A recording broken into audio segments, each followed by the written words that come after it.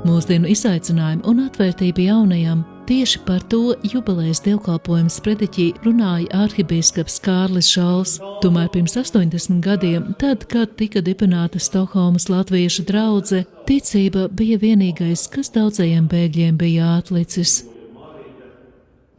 Ir citi laiki, citas prasības, un es domāju, tajā draudzē vienmēr jāmēģina apzināties, kas kuram ir vajadzīgs un ko tu kuram var dot.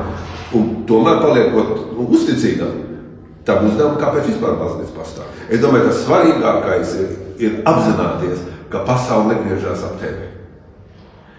Un ka tu esi daļa no kā liela veseluma.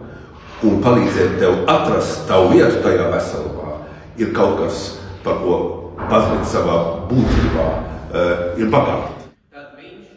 Pagājušā gadsimta 50. gados latviešiem Zviedrijā bija 13 kristīgās draudzes, no tām Stokholmā pat veselas 2, taču mūsdienās visā valstī palikušas tikai 4.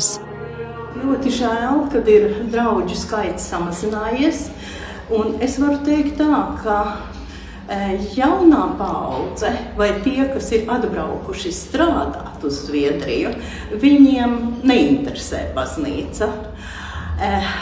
Un ja agrāk, teiksim, tad, kad pēckara gados tūliņ vai 44. 45. gadā, tad, kad veidojās viss šeit, tad draudze un koris bija tā vieta, kur bija visvairāk izteiktā latviskā vide.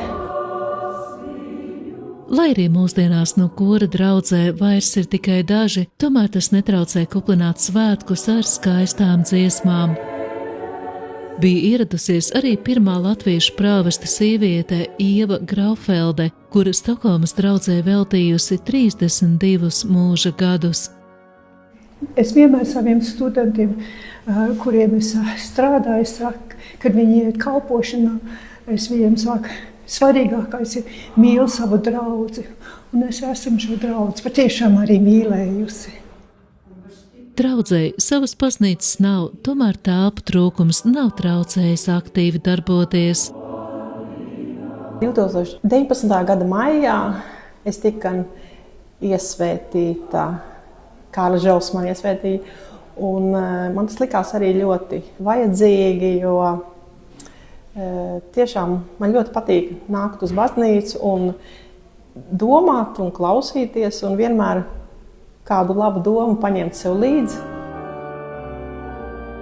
Ar ticīgo skaita pieaugumu draudze lepoties nevar, tomēr galvenais, ka izdevies izdzīvot visus 80 gadus un kalpošana Dievam turpinās. Ilze Kalve, Latviešu.com, speciāli Latvijas televīzijai.